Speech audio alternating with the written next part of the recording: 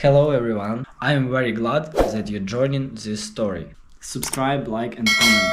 Enjoy the story, smile more often. The moment my mother hesitated, I already knew the answer, could feel it creeping up my spine like ice-cold water, but hearing her say it out loud still felt like a punch to the gut, knocking the air from my lungs in a way that left me momentarily stunned. I had called her like I always did before Thanksgiving, not because I expected warmth or excitement at my presence, but because that was what I had been conditioned to do: reach out, check in, confirm plans, pretend that everything was fine even when it never had been. The phone call had started the same as every other year, her voice distant but polite, exchanging the usual pleasantries in a way that made it painfully obvious she wanted to get off the phone as quickly as possible, and then, just as I was about to ask what time I should come over, she cleared her throat in that nervous way she always did when she had something unpleasant to say. "Rachel," she said, dragging out my name like she was struggling to find the right words, as if there was any possible way to soften what she was about to tell me, as if hesitating for a few extra seconds would somehow make it hurt less. "I just think, this year, maybe it's best if we keep things a little more private. You know, just immediate family, something small, nothing too complicated." I had heard a lot of excuses in my lifetime, had grown up listening to a million different ways my parents justified making me feel like an afterthought, but this one hit differently, this one cut deeper. This one confirmed something I had spent years trying to deny. I pressed the phone tighter against my ear, swallowing down the sudden lump in my throat, forcing my voice to stay even, forcing myself not to react the way she probably expected me to. "Private?" I repeated, my voice flat, emotionless, not giving her the satisfaction of hearing the hurt she had just inflicted. "So, I'm not considered immediate family anymore?" She let out a nervous laugh, the kind that always came when she was caught in something she didn't want to admit, the kind of laugh that made my stomach twist, because I had spent my whole life hearing it and knowing exactly what it meant.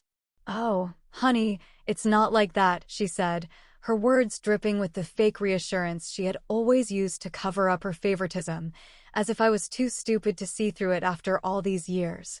"It's just that with everything going on, with Lauren and her in-laws visiting, and trying to keep things simple this year, it just made sense to." I cut her off before she could finish, before she could twist the knife any further, before she could add any more meaningless justifications to the growing pile of evidence that I had never been a real priority to them.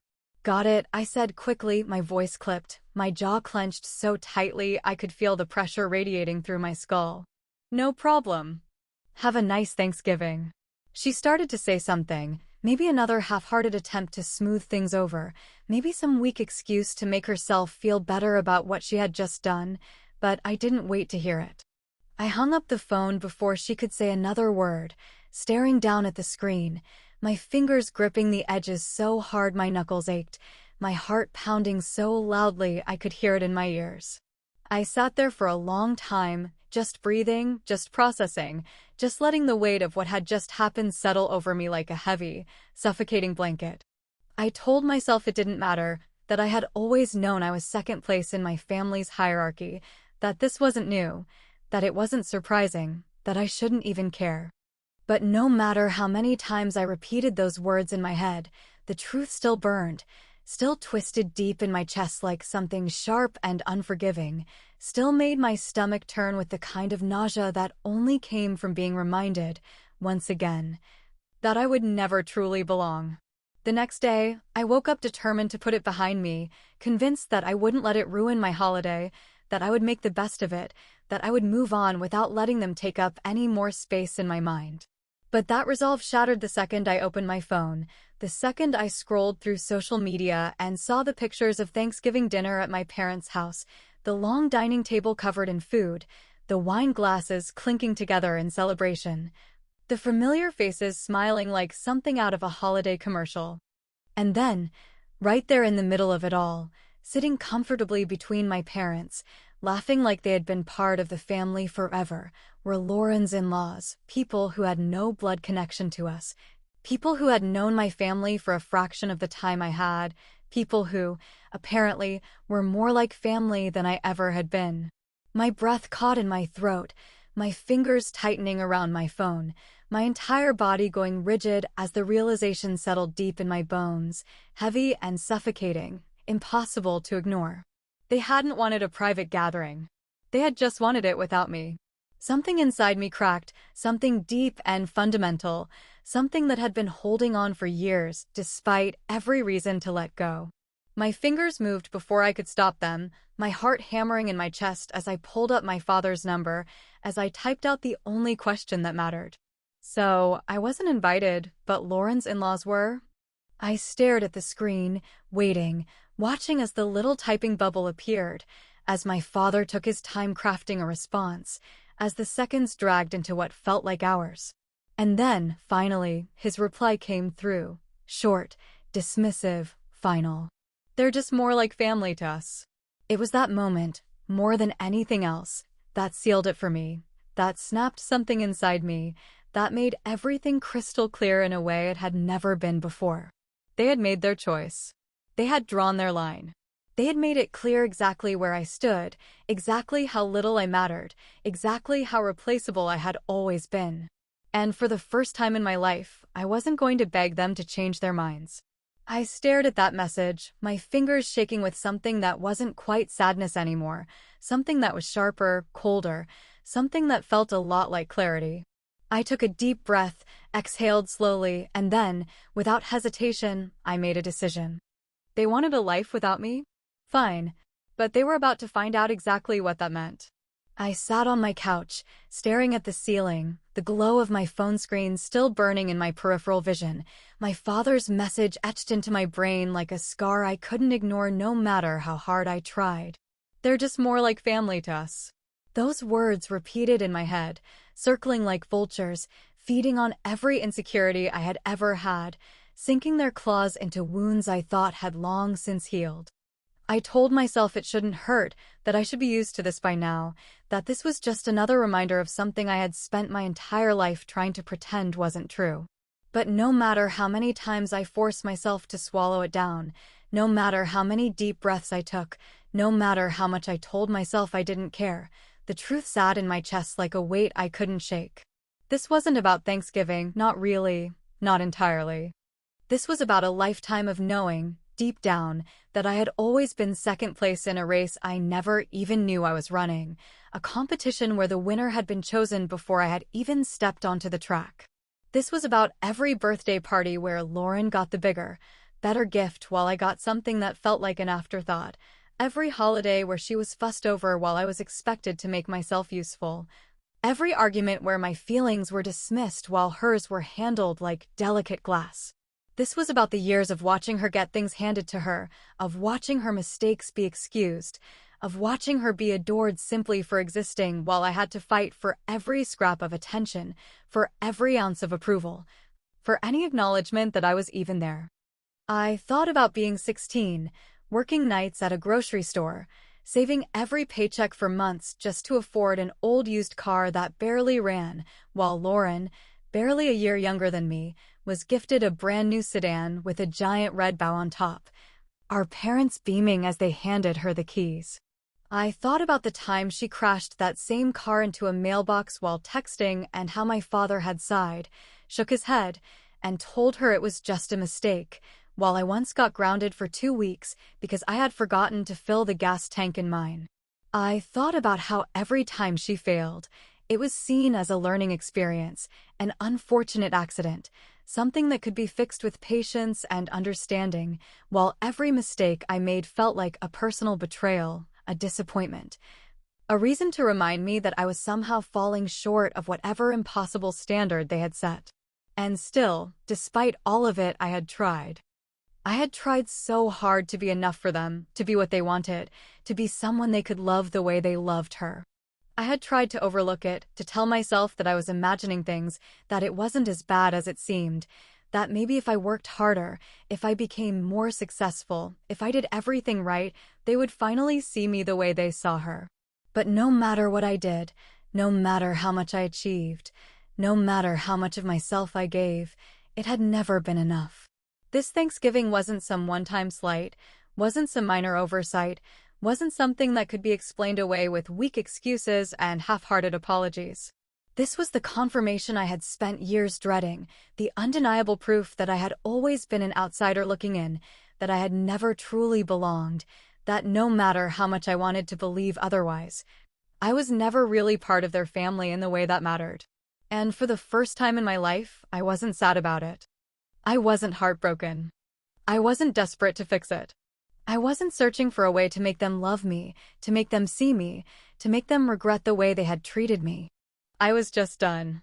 I wasn't going to beg for a place at their table ever again. I wasn't going to let them make me feel like I was something disposable, something optional, something that could be left behind without a second thought. I wasn't going to let myself be humiliated like this again, wasn't going to keep pretending that if I just tried a little harder, they would finally let me in. I had spent my entire life trying to prove my worth to people who had already decided I would never measure up, and I refused to waste another second of my time giving them the power to hurt me. If they didn't see me as family, then maybe I shouldn't see them as family either. I took a deep breath, exhaled slowly, and let the anger settle into something calmer, something quieter, something sharper than before. This wasn't about revenge, wasn't about getting even, wasn't about lashing out in some dramatic attempt to make them feel the way I felt. This was about making a decision that I should have made a long time ago, a decision that had nothing to do with them and everything to do with me. I didn't need their approval. I didn't need their love. I didn't need their acceptance. But I was going to make damn sure they never forgot the moment they lost me. I threw myself into work with a level of determination that bordered on obsession, pouring every ounce of energy into something that belonged solely to me, something no one could take away, something that wasn't dependent on their approval, their affection, or their ever-changing standards of who was worthy and who was not. If they had spent my entire life making me feel like an outsider, like someone who didn't belong at their table, then I would build my own, one so grand and untouchable that they would one day realize, too late, that they had made a mistake they could never undo. At first, the work was grueling, the late nights stretching into early mornings, the constant pressure of building something from the ground up weighing on my shoulders in a way that felt both exhilarating and terrifying, but I refused to slow down, refused to give myself the luxury of doubt, refused to let any part of me believe that I would fail. I made connections, studied every angle of the business, learned from people who had been in my position before, and carved a space for myself in an industry that had no room for hesitation or second-guessing. Every deal I closed, every milestone I hit, every success that was mine and mine alone became another brick in the foundation of a life that had nothing to do with them, a life that was built entirely without their help, their validation, or their presence. And something incredible started to happen in the process, something I had never expected, something I hadn't even realized I had been missing until I finally had it. As I built my career, as I surrounded myself with people who valued me for who I was rather than who I wasn't, I began to understand what real family looked like, and it had nothing to do with blood, nothing to do with obligation, nothing to do with the twisted, conditional love I had spent my entire life chasing. It was in the way my friends celebrated my victories as if they were their own, in the way they checked in on me without needing a reason, in the way they showed up, again and again, without hesitation, without resentment, without expecting anything in return. For the first time in my life, I felt like I truly belonged, not because I had forced my way in, not because I had proven myself worthy, but because I had found people who saw me, who valued me, who wanted me there simply because they loved me for who I was. And that realization, more than anything else, was what finally freed me from the hold my parents had kept on me for so many years, the hold that had made me feel like I was never enough, the hold that had kept me tethered to a family that had never really been mine in the first place. Meanwhile, as my world expanded, as my life flourished in ways I had never imagined possible, Lauren's perfect little existence began to show its first cracks, and for the first time, I was the one watching from a distance, the one who wasn't involved, the one who wasn't there to smooth things over or pick up the pieces. The in-laws she had once bragged about, the family she had married into with such pride, were starting to become a problem, their presence no longer welcome. their expectations clashing with the carefully curated image my parents had always worked so hard to maintain. I heard about it through mutual acquaintances, through whispered conversations that weren't meant to reach me but did anyway, through the small, telling changes in the way my parents spoke about her, the way their adoration was beginning to shift into something more strained, something that sounded suspiciously like regret. I didn't feel satisfaction in the way I thought I would, didn't feel triumphant at the realization that, for once, Lauren was the one struggling, the one on the outside, the one trying to fit into a world that no longer wanted her. Instead, I felt nothing at all, just a quiet certainty that I had made the right decision, that I had done what was best for me, that I had finally, truly, let go. And that was when I knew it was time to make my final move, the one that would leave them speechless, the one that would ensure they never forgot what they had lost. If family was just about who fit the mold best, then I was about to redefine exactly what family meant. The idea came to me one night as I sat alone in my apartment, sipping a glass of wine and listening to the distant hum of the city outside my window, my mind turning over everything that had happened in the last few months. The weight of my parents' betrayal still lingering, but no longer suffocating. I had spent so much of my life fighting to be included, twisting myself into knots just to be acknowledged, bending over backward for scraps of affection from people who had never truly wanted me in the first place. But now, for the first time, I saw things clearly, saw that I had been giving them power they had never deserved, saw that I had been chasing something that had never really existed. They had excluded me from their holiday, had made it clear that I was not considered part of their family, had thrown away the last shred of my patience with a single dismissive message. And now, it was my turn to make a choice. I decided I wasn't going to spend the holiday season mourning what I had lost, wasn't going to sit around feeling sorry for myself while they played happy family without me, wasn't going to waste another second wondering what I could have done differently. Instead, I was going to celebrate with the people who actually mattered, the people who had been there for me, the people who had loved me without conditions, without comparisons, without forcing me to prove my worth over and over again. I was going to throw the kind of holiday gathering that I had always wanted, a night filled with laughter, warmth, and real connection, a night where everyone at the table was there because they chose to be, not because of some obligation to a shared last name.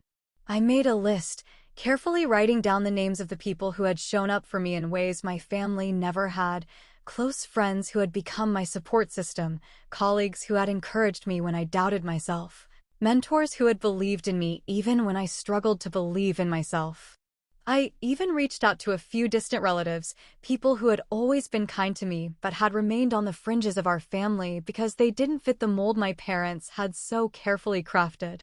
Every name on that list meant something to me. Every invitation sent was a declaration that I was building something better, something real, something completely separate from the toxic dynamic I had spent my entire life trying to survive. And, of course, there were two names that never even crossed my mind. Two invitations that were never written. Two people who had forfeited their place in my life the moment they had made it clear that I was nothing more than an inconvenience to them.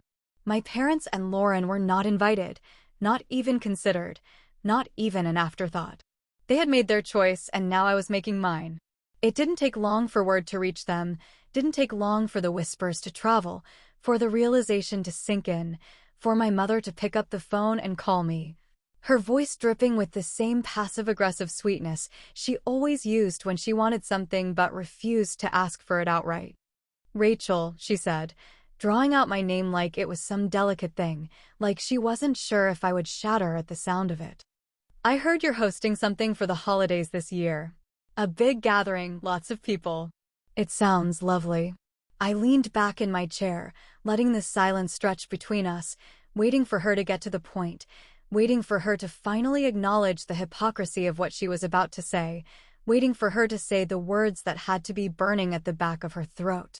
When she realized I wasn't going to make this easy for her, she cleared her throat and continued, her voice just a touch tighter, just a little more forced.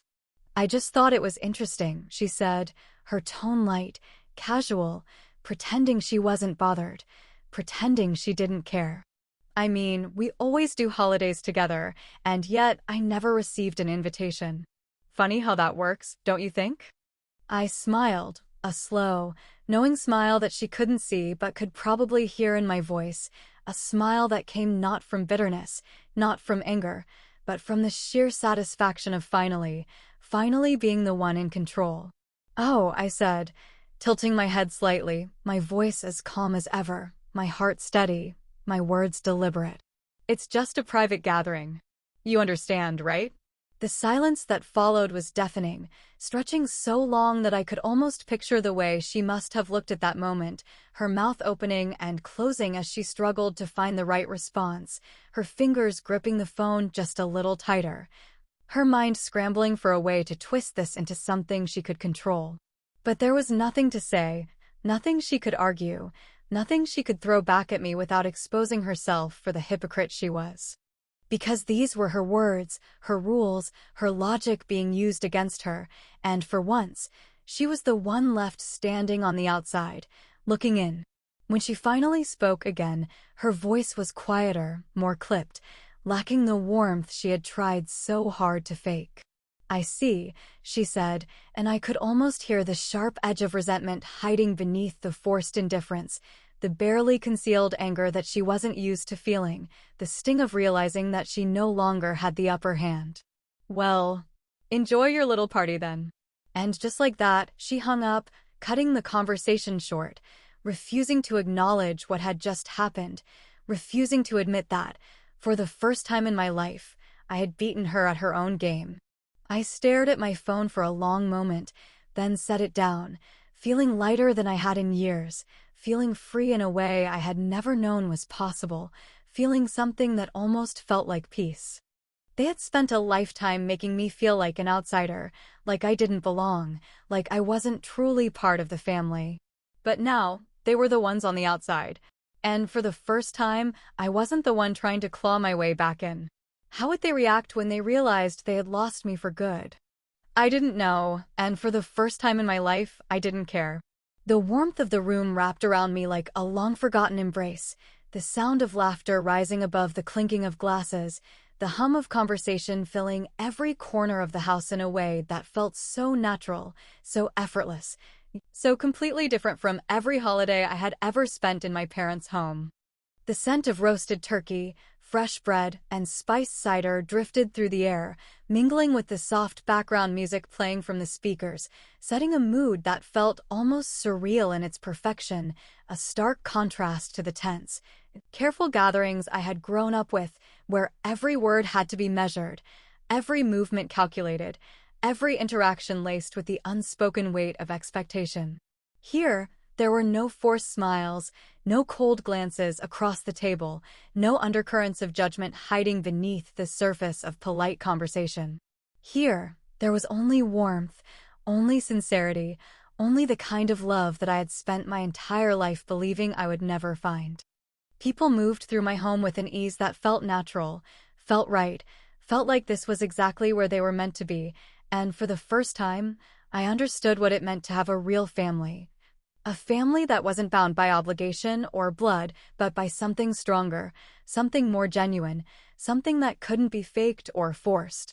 My friends, my colleagues, my mentors, the distant relatives who had always treated me with kindness even when my own parents had failed to do so, all of them had gathered here, had chosen to be here, had made the effort to show up not because they had to, but because they wanted to. And that, more than anything, was the greatest gift I had ever received. I moved through the crowd, refilling glasses, laughing at inside jokes, catching snippets of conversation that made my heart swell with something close to disbelief, because this was what I had been missing for so long. This was what I had been searching for without even realizing it. There was no competition here, no sibling rivalry, no desperate need to prove myself worthy of love or acceptance. There was only joy, only gratitude, only a deep, overwhelming sense of belonging that filled the spaces inside me that had been left hollow for years. Meanwhile, miles away, in the house I had once called home, things were quieter, the absence of my presence more noticeable than anyone had anticipated, though none of them would dare admit it out loud. My mother moved through the kitchen with a forced air of normalcy, her hands busy, her expression unreadable, while my father sat in his usual chair, flipping through channels without really watching, his fingers tapping absently against the armrest. The table had been set with the same precision as always, every plate perfectly placed, every candle carefully arranged, every detail executed with the same obsessive attention to perfection that had defined every holiday before this one. And yet, despite all of it, something felt off, something was missing, something that neither of them could quite put into words, though they both felt it lingering in the air like an unspoken truth neither wanted to acknowledge. Lauren, sensing the shift, sensing the tension in the room that had nothing to do with the food or the decorations or the guests who had arrived on time with polite smiles, decided to break the silence. Her voice laced with something that almost resembled amusement, but carried an edge of something sharper beneath the surface. "Rachel really has changed, hasn't she?" she said, swirling the wine in her glass, watching for her mother's reaction, waiting to see if she would take the bait. "I mean, she used to be so desperate to be included, and now she's throwing her own Thanksgiving? That's new."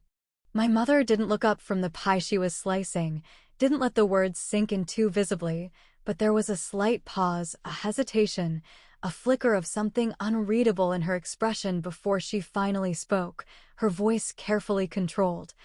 Her tone neutral in a way that meant she had spent time thinking about it more than she wanted to admit. "She's always been independent," she said, dismissing the comment with a wave of her hand, as if that could erase the weight of it, as if saying it out loud would make it true. She just needed time to figure things out. But even as she said it, even as she tried to convince herself that this was simply Rachel being dramatic, simply Rachel trying to prove a point, there was something unsettled in her stomach, something she couldn't quite push away. Something that felt dangerously close to regret. Back at my house, as the night wound down and the guests slowly trickled out, leaving behind only the closest friends, the ones who would linger for another drink, another story, another hour of easy conversation, my phone buzzed against the counter. A single message lighting up the screen. I didn't have to check the name to know who it was, didn't have to read the words to know that whatever was written there would be laced with something close to guilt, something that they would never outright admit, something that they would mask with feigned confusion, as if they were the ones who had been left behind, as if they were the victims in this story. "You really didn't invite us?" The words stared back at me, simple, blunt, laced with something that could have been surprise, but felt more like disbelief, more like the moment they finally realized that I wasn't just making a point, that I wasn't just acting out, that I wasn't just throwing some petty revenge party to get under their skin. No, this was real. This was final. This was the moment they understood, really understood, that they had lost me, that I had moved on, that I had built something better, something stronger, something that no longer had a place for them in it. I stared at the message for a long moment, my fingers hovering over the keyboard, debating whether or not to respond, whether or not to offer them the courtesy of an explanation, whether or not to tell them that this was what it felt like to be excluded, to be told you weren't part of something, to be made to feel like a stranger in the place you had once called home. But then, with a small, knowing smile, I set my phone down, turned away, and rejoined the people who had chosen me, the people who had always chosen me, the people who didn't need an invitation to know that they belonged. Will they ever truly understand what they lost? Maybe, maybe not. But for the first time in my life, I wasn't waiting for them to figure it out. Months passed, slipping through the cracks of time with a quiet ease that surprised me, the distance between myself and my family growing wider with every week that went by, every unanswered message, every moment that I didn't spend wondering whether they missed me or regretted what they had done. I had expected it to feel like a loss, had braced myself for the ache of being on the outside, for the lingering sadness that might creep in when I thought about the people who had once been the foundation of my world. But instead, I felt lighter, felt freer, felt like I had finally stepped out of a shadow that had been looming over me for far too long, like I had finally stopped chasing something that had never been mine to begin with. My life was fuller than it had ever been, filled with people who had proven, time and time again, that love wasn't about obligation or blood or tradition, but about effort, about choice, about showing up even when it wasn't convenient, even when there was nothing to be gained from it. My business had flourished in ways I hadn't even dared to hope for. My friendships had deepened into something more like family. My home had become a place of warmth and laughter instead of a refuge from disappointment. And for the first time, I didn't look back, didn't second-guess my decision, didn't feel the need to justify to myself why I had finally walked away. Then, out of nowhere, my phone rang, my mother's name flashing across the screen like a ghost from another life. An echo of something that should have felt familiar but now seemed distant, like a language I no longer spoke. I let it ring twice, my finger hovering over the decline button, my stomach tightening just slightly, not from fear, not from longing, but from the quiet understanding that whatever she had to say would not change anything. But curiosity, or maybe just a sense of finality, made me answer, pressing the phone to my ear and waiting for her to speak first, waiting for her to tell me why. After all these months, she had decided I was worth a phone call. "Rachel," she said, her voice carefully measured, that same practice control she had always used when she was trying to steer a conversation in the direction she wanted. "I've been thinking a lot, and I realize now that things got out of hand. I don't want it to be like this anymore. Maybe it's time we start fresh, put everything behind us, move on." I could almost hear the way she expected me to sigh in relief, to soften at the sound of her voice, to grasp at this flimsy olive branch as if decades of being overlooked, dismissed, and ignored could be wiped away with a few carefully chosen words. But all I felt was an odd sense of detachment, a quiet understanding that this wasn't about regret or love, or even the desire to mend what had been broken. This was about control, about her realizing that she no longer had a hold on me, about her trying, in some small way, to pull me back into the fold before it was too late. I let the silence stretch between us, let her sit with the weight of it, let her feel, for the first time, what it was like to be the one waiting for an answer, waiting for approval, waiting to see if she was enough. And then, finally, I spoke, my voice calm, steady, unshaken by the moment that, once upon a time, I had dreamed of having. "I'm not angry," I said, and for the first time in my life, it was true, the bitterness, the resentment, the years of aching for something I would never receive finally dissolving into nothing. "I'm not bitter, I'm not hurt, I'm not waiting for an apology that will never come. I just don't need this anymore." There was a sharp inhale on the other end of the line, a barely concealed reaction to words she had not been expecting, to a response that did not follow the script she had likely written in her head before dialing my number. "Rachel," she said, her tone shifting slightly, taking on that careful, guilt-laced edge that had once worked so well on me, the one that had always made me second-guess my own feelings, my own worth, my own reality. "I know you were hurt by what happened, but this is still your family. You can't just—" I cut her off before she could finish, before she could twist the knife any further, before she could make me feel, even for a second, like I owed them something, like I had been the one who had walked away first. "I spent years begging to be included," I said, my voice soft but unwavering, my words deliberate, chosen with care, chosen to be the last thing she would ever hear from me. But now? Now, I realize that I never needed you in the first place. I didn't wait for her response, didn't give her the chance to argue, to plead, to try and salvage something that had already turned to dust in her hands. I ended the call, exhaled slowly, and set my phone down with a finality that felt like closing a door that should have been locked years ago. I walked away that day, not with anger, not with regret, not with the need to prove anything to anyone. I walked away knowing that I had already won, that I had already built something better, that I had already found the kind of love, the kind of family, the kind of belonging that they had never been capable of giving me. And as I stepped back into my home, back into the warmth of the life I had created, back into the arms of the people who had chosen me time and time again, I knew, with absolute certainty, that I would never look back. And just like that, I walked away, not with anger, not with regret, just with the certainty that I was finally free.